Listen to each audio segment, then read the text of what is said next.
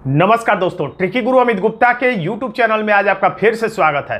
दोस्तों आज हम आपके लिए फिर से लेकर आ गए हैं यूपी ट्रिपल पीईटी की परीक्षा को ध्यान में रखते हुए रीजनिंग के अंतर्गत घड़ी सिलेबस को। और आज के इस वीडियो में हम लोग घड़ी के हर प्रकार के प्रश्नों को देखेंगे ताकि आप पीईटी की परीक्षा देने जाएं तो हर प्रकार के प्रश्नों से आप पहले से ही रूबरू हो चुके रहेंगे और आपका कॉन्फिडेंस भी काफ़ी हद तक बढ़ जाएगा। और आज की इस वीडियो को हम लोग एक मॉक टेस्ट के रूप में इस्तेमाल करेंगे। फिर भी हम लोग घड़ी से संबंधित कुछ मूलभूत बातों को समझते हुए ट्रिक के माध्यम से प्रश्नों को सॉल्व करते हुए चलेंगे जल्दी में। सायंकाल 4:30 बजे घड़ी की दोनों सुइयों का मतलब क्या? सेकेंड वाली नहीं, मिनट वाली और घंटे वाली, क्योंकि घड़ी के प्रश्नों में सेकेंड की बात सामान्यतः नहीं होती है। कोण क्या होगा? तो कोण बराबर क्या होता है? तो यहां पे ट्रिक है, कोण बराबर होता है लगभग समय और प्लस माइनस मिनट का आधा। क्या है? लगभग समय और प्लस माइनस मिनट का आधा, बस इतना ही है। तो लगभग समय के लिए आपको यह पता होना चाहिए कि घड़ी के प्रश्नों में दो निकटतम खाने, ये जो दो निकटतम खाना है इसके बीच में कितना अंश का कोण बनता है? 30 अंश। कोई भी निकटतम दो खाना ले लीजिए, या ये और ये ले लीजिए। 2 और 3 के बीच में कितना? तो 30 अंश। 8 और 9 के बीच में कितना? 30 अंश। 10-11 के बीच में कितना? 30 अंश। यानी कि दो निकटतम खानों के बीच में 30 अंश बनता है, यानी कि 30 अंश, 60 अंश और 30 नंबर 90 अंश। यानी यहां से लेकर यहां तक अगर आप भूल जाइएगा कि कितने अंश का कोण बनता है तो 90 अंश का कोण आपको पता ही ऐसे होता है। तो आप इसको ऐसे बराबर बांट देंगे तो आपको समझ में आएगा। टोटल जब 90 है तो ये 30 और ये 30 होता होगा, तभी 30 60 और 30 90 टोटल होता है। यानी कि दो निकटतम खानों के बीच में 30 अंश का कोण होता है, ये आपको पता रहना चाहिए। एक खाना बराबर 30 अंश, यानी एक निकटतम खाना बराबर 30 अंश का कोण। तो अब लगभग का मतलब हमको क्या करना है? लगभग समय बता देना है। लगभग कोण क्या होगा? तो जब एक खाना में हम लोग ये कह रहा है कि कितना 4:30, तो घंटे की सुई को हम लोग करेक्ट कितने बजे मानेंगे? करेक्ट हम लोग मानेंगे 4 ही बजे के पास है। तो 4 बजे के जब पास है तो यहां से यहां तक 30 अंश और फिर यहां से यहां तक 30 अंश और, यानी टोटल मिला के कितना हो जाएगा? तो टोटल मिला के हो जाएगा 60 अंश। लेकिन ये लगभग है। क्यों लगभग है? क्योंकि इस समय 4:30 बजे जो है घंटे की सुई थोड़ा सा आगे है। तो जब आगे है तो हम क्या करेंगे? प्लस या माइनस मिनट का आधा। तो कितना?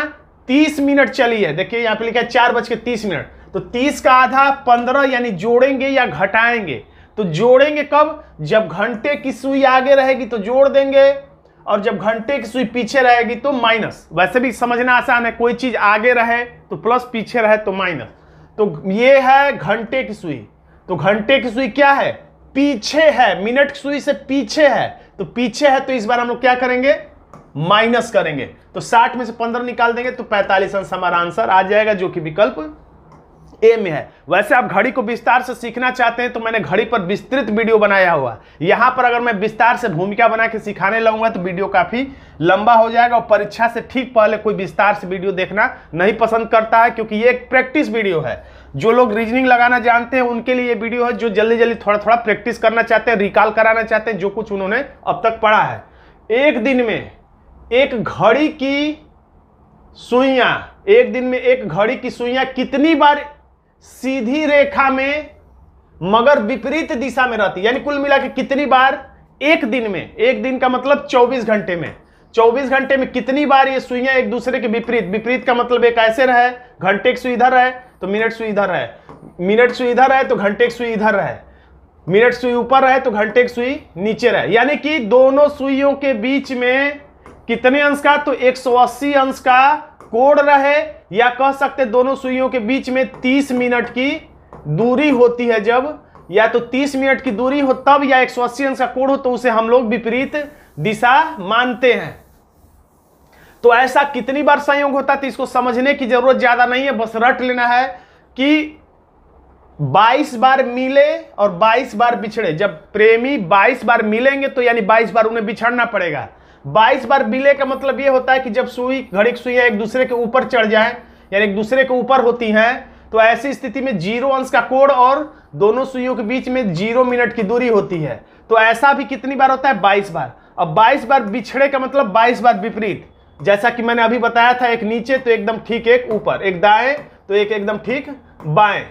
तो ये वाला जो सिचुएशन है इसमें मैंने बताया था 180 अंश का कोण या 30 मिनट की दूरी बनती है। तो ऐसा भी कितनी बार होता है? 22 बार होता है। आप सिर्फ इसको रट लीजिए, रटना बिल्कुल आसान है।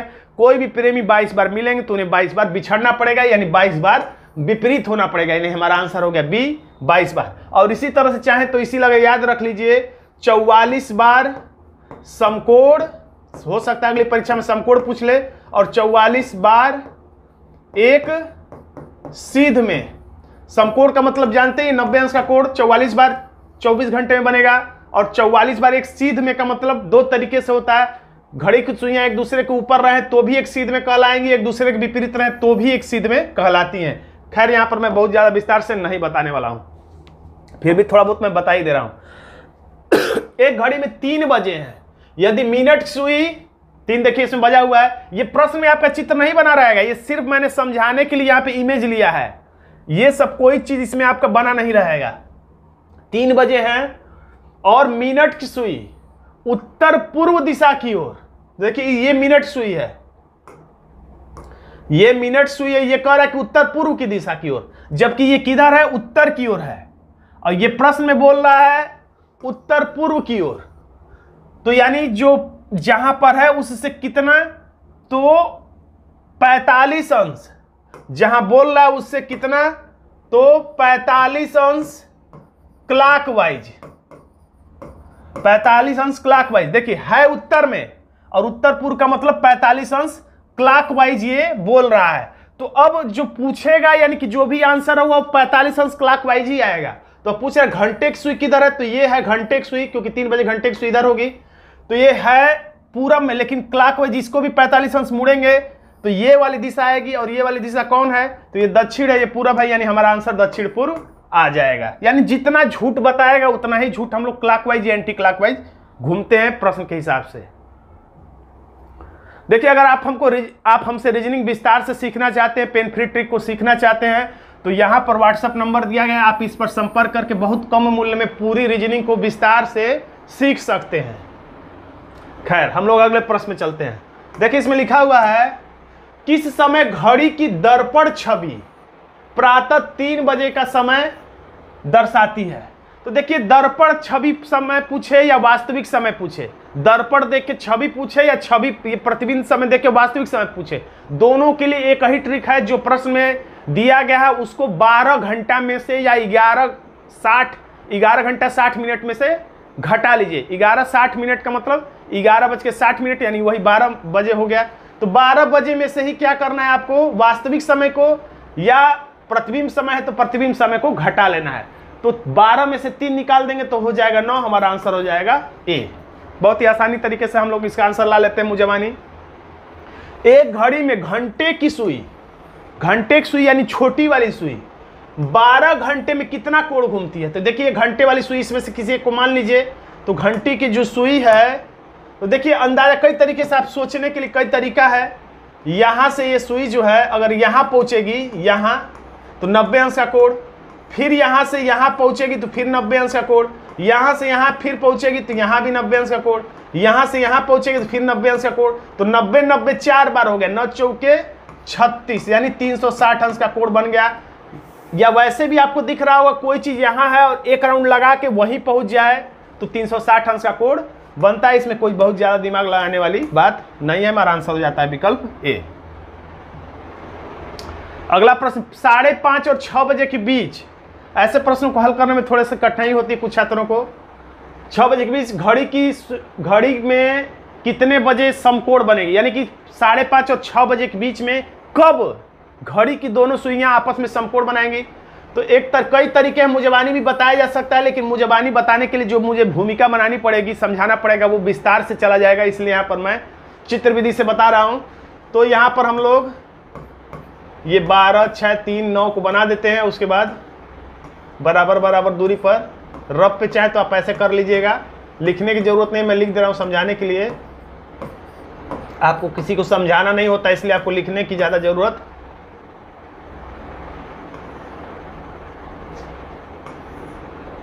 नहीं पड़ेगी। ये प्रमुख दिशाएं हैं, इसको मैं थोड़ा सा हाईलाइट कर देता हूं। अब देखिए कर है 5:30, तो घंटे 5:30 भले ही बोल रहा है, घंटे की सुई को गोल से दर्शा रहे हैं, लेकिन 5 ही पर हम लिख रहे हैं, 5:30 लिखा है, 5:30। और ये सुई होगी मिनट वाली यहाँ पे। वैसे तो घंटे वाली सुई थोड़ा सा आगे होगी, बीच में होगी, लेकिन आपको प्रश्न हल करना है। यहाँ पे ट्रिक क्या है, समय बराबर या समकोण बराबर क्या करना है, लगभग समय बताना है, उसमें 12/11 का गुणा कर देना है।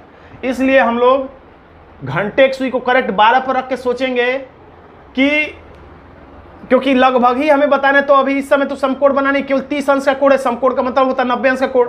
तो मिनट की सुई अब यहाँ से यहाँ आएगी, तो अभी कितने अंश का कोण बना, 30 और 30 60 अंश का। जब यहां पर मिनट की सुई आएगी,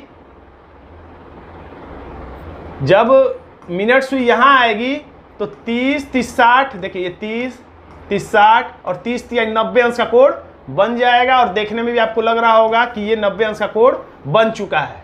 तो ये कितने बजे संयोग हुआ है, 5 बज के कितने मिनट पर, तो 5:40 पर। ये लगभग आया है, लगभग समय हमने प्राप्त कर लिया कि 5:40 पर घड़ी की दोनों सुइयों के बीच में समकोण बन जाएगा। और प्रश्न में भी यही पूछा था कि समकोण वाली जो घटना है वो 5:30 बजे के बाद और 6 बजे से पहले कब घटित होगी।